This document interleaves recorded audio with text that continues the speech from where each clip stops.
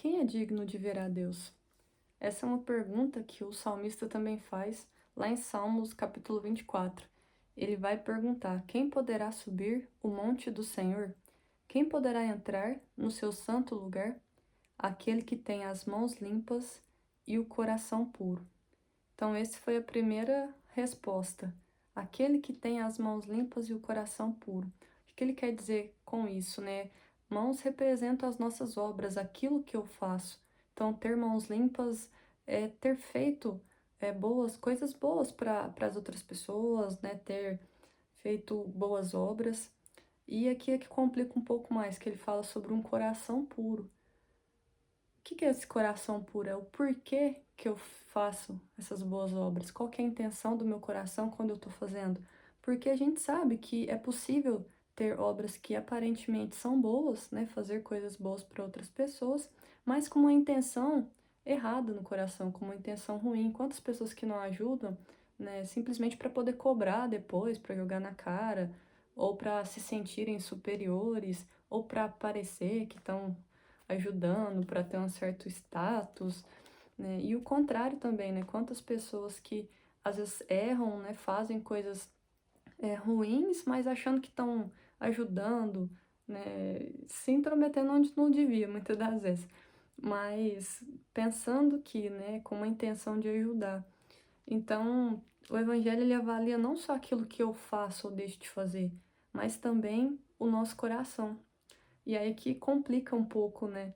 Porque se a gente for um pouquinho sincero, a gente vai olhar e falar, eu não conheço ninguém que é 100% assim, que tem 100% do tempo as mãos limpas, só faz coisas boas e tem 100% do tempo um coração puro. Nem mesmo nós mesmos, né? Principalmente se a gente for bem sincero. E quer dizer então que a gente tá tudo lascado, ninguém vai ver Deus. E acabou aqui, acabou o vídeo.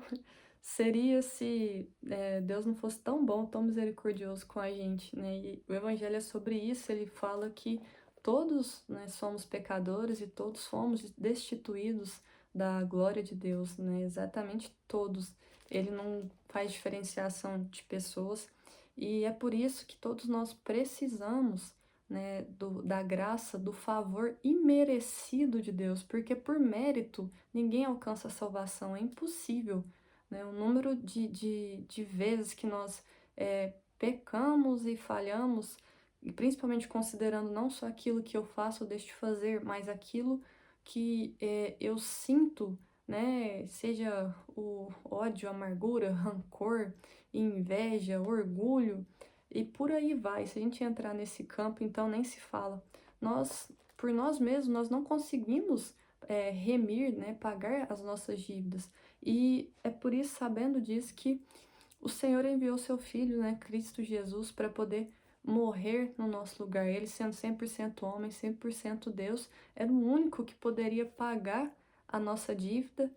E ele propôs que aquele que crê, né, nele, no Senhor Jesus, como suficiente Senhor e Salvador, esse será salvo, né? E é só crer, é só falar que eu creio? Não, mas é o crer no sentido de ter uma caminhada com ele, porque ao longo do processo de conversão é um processo, não é do dia para a noite. Ah, a pessoa aceitou a Cristo e no outro dia ela é 100% diferente. Não, mas é a inclinação do coração que muda, né? Porque a palavra fala que quando a gente, né, aceita, a gente primeiro reconhece que precisa de um Salvador, que a gente não é bom, que a gente não consegue, né, nos salvar a nossa alma, né, em termos de espiritualidade, mas que a gente precisa, né, de algo maior que, nesse caso do Evangelho, é Cristo, para poder pagar pelos nossos pecados. A gente reconhece isso, a gente começa numa caminhada de humildade, onde a gente entende que a gente não sabe tudo, que a gente não é bom o suficiente, mas que Deus nos ama, Deus tem misericórdia de nós e Deus quer, nesse processo, tornar o nosso coração cada vez mais puro e as nossas mãos limpas, né, com boas obras, né, amor ao próximo, uma vida diferente, né? Deus nos chama para ter uma vida justa, né? E muitas vezes a gente quer ser bom, né? E Deus nos chama para ser justo. Ele fala que bom é só Deus que está no céu, né? O próprio Jesus diz isso. Então, o evangelho, ele nos conduz a esse lugar de reconhecimento de que a gente precisa de um Salvador, né? E que esse Salvador também ele é o Senhor das nossas vidas, porque não é só eu falar da boca para fora, mas é uma vida diária de mudança, porque não se resume em eu fui salvo e agora acabou. Se fosse assim, Deus levava a gente para o céu e pronto, acabou. Mas enquanto a gente está aqui, Deus espera que a gente represente Ele, e para isso a gente precisa conhecer Ele, né? Eu não posso representar alguém que eu não conheço, né? Seja uma empresa, uma marca que eu não conheço, o que que eu vou falar sobre ela? Eu vou falar coisa errada, eu vou criar uma imagem dela para as outras pessoas que não condiz com quem ela é. E nessa caminhada a gente vai tropeçar, mas que isso sejam coisas pontuais e não que seja um padrão de vida nosso, né? E para isso a gente precisa ter uma intimidade com Deus durante essa caminhada, então é um processo. Primeiro eu reconheço que eu preciso, eu reconheço que eu errei, eu tenho errado, eu tenho os pecados, que eu preciso da salvação do Senhor, porque por mim mesmo eu não consigo me salvar. Fala, a partir de hoje eu vou só fazer coisa boa. Se você conseguir, pelo amor de Deus, me ensina, né? Porque eu preciso da graça e da misericórdia do Senhor todos os dias para falar, ó, tá errado aqui, olha, você falou, pensou, não é bem isso. E a gente faz isso através do evangelho, que você vai lendo, vai entendendo qual que é a vontade de Deus para nossa vida, para que a gente tenha uma vida com paz, justiça e alegria, né? Que seja uma vida com contentamento. Acho que essa é a principal mensagem do evangelho para nós. Então, para não ficar muito longo esse vídeo, essa é a primeira resposta, né? Quem pode ver o Senhor? Quem é digno de ver a Deus? Aquele que tem as mãos limpas e o coração puro.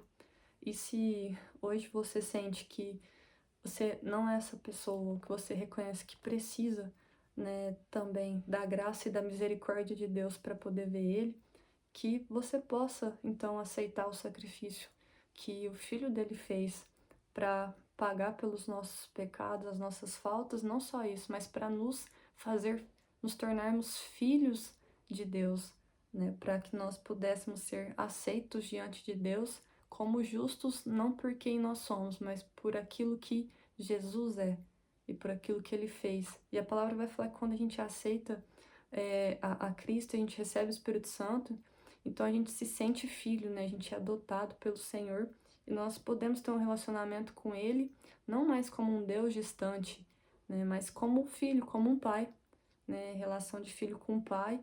E aí todos os mandamentos que antes pareciam ser somente obrigações e exigências de um Deus autoritário que quer mandar, se torna nos conselhos de um pai que quer te proteger. Porque ele sabe que se a gente não fizer o que ele fala pra gente fazer, ou o contrário, a gente vai passar por situações que não precisava. Então, eu espero muito, desejo de todo o coração que você possa conhecer essa graça, né, esse evangelho que me salvou e que também venha fazer diferença na sua vida, não só aqui, mas também na eternidade com a sua salvação. Então, se você entende que precisa, né, de um Senhor, do Salvador, você precisa de Cristo, que você possa confessar com a sua boca, né, e crer no seu coração. Então, que você possa, durante essa oração, estar recebendo o Senhor no seu coração. Pai, a tua palavra foi ministrada, o teu evangelho, Senhor, foi pregado. E eu quero orar aqui agora para que, se do outro lado tem alguém que se sente que não é merecedor, que sabe, Pai, reconhece que tem errado, tem pecado, às vezes tem magoado muitas pessoas, ou tem se magoado, tem vivido em amargura, em rancor, em orgulho, e que não quer mais essa vida, Senhor, que quer ser livre dessas coisas, caminhando com o Senhor, que possa, Pai, nesse momento agora, com a ajuda do Teu Espírito Santo, Senhor, reconhecer a Ti como o suficiente Senhor e Salvador da sua vida, né? Que possa declarar que crê que o Senhor Jesus é o único e suficiente Senhor e Salvador. Que o Teu Espírito Santo venha sobre a vida dessa pessoa agora, Senhor, quebrantando o coração dela, tirando o coração de pedra, colocando um coração de carne, Pai. E que a partir desse dia ela possa ver o mundo com outros olhos, as pessoas com outros olhos, que o Senhor venha conduzi-la nessa caminhada, Senhor, nesse processo com o Senhor, que é de constante, Senhor, modificação, até o dia em que nós formos, né, o dia da nossa morte, ou se o Senhor voltar antes. Mas nós já queremos te agradecer, porque o Senhor é o Deus que não nos deixa, nunca nos abandona, e mesmo sabendo quão falhos somos, o Senhor não desiste de nós. Muito obrigada por ter nos perdoado, por ter nos aceito, Pai, e por ter nos tornado seus filhos. Nós queremos te agradecer e bendizer o teu santo nome.